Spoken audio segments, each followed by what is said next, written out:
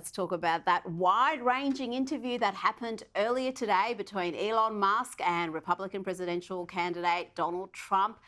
All sorts of serious matters discussed: energy security, inflation, national security. But there was an unexpected lighter moment. They were discussing the miraculous manner in which Trump survived that assassination attempt. And he says illegal immigration saved his life. And I mean, speaking of the sort of slide that got you to turn that saved your life, really, was the illegal immigration slide. Maybe this, maybe this is worth talking about that. It was that slide saved you're your right. life. No, the illegal immigration saved my life. You're right, but it had to be at that exact angle. I mean, that's a great one.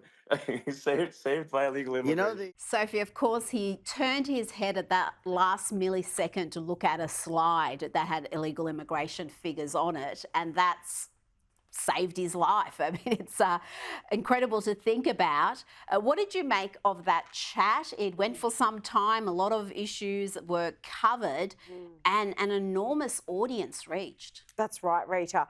And obviously they had the technical issues initially, but then they recovered from that. It's quite a lengthy interview. I've heard large segments of it. Look, I thought it was pretty interesting. This is obviously a very good platform for Trump to get his messaging out there. We know that X is, I would argue, a left-leaning social media platform. It's important that he voices his views across all platforms. Elon Musk has given him that platform. And we know he was also back on Twitter himself, or X today, posting after, a 1-year hiatus. So I think longer than that. I don't think he's been there since 2020, maybe? Right. Well, it's certainly some time since he's been posting. So the fact that he's back on there, this shows that I think he'll be using this platform a lot in the lead up to the presidential race.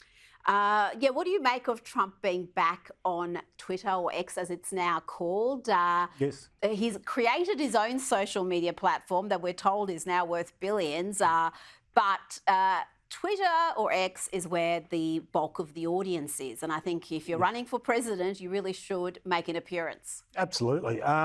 Look, I think he offered Elon Musk a place in his administration during the 2 hours. It went for 2 hours. It's a long time to ask somebody to watch something. It was basically a stump speech almost. He just talked about the Iron Dome. I mean, he's just going to protect America with an Iron Dome like that. You know what? That sounds kind of crazy when you look at the size of the country. Yes. And also because, you don't expect Canada to be trying to nuke the joint. But a lot of Americans would go, well, we're paying for this sort of security elsewhere in the world. Why don't we also have it? I think it would be weirdly popular regardless. I'm sure it's popular. But I think for Trump, I mean, look, it's important he gets his message out now. I don't think it really matters so much what he does and doesn't say, because Americans worked out a long time ago that the content of Donald Trump isn't particularly important. It's what he represents.